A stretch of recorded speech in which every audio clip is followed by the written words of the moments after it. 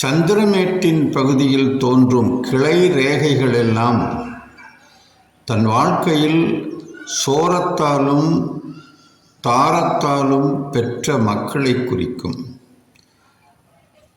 கர்ப்ப உற்பத்தியில் உற்பத்தி ஆகி அழிந்தவற்றையும் காட்டும்.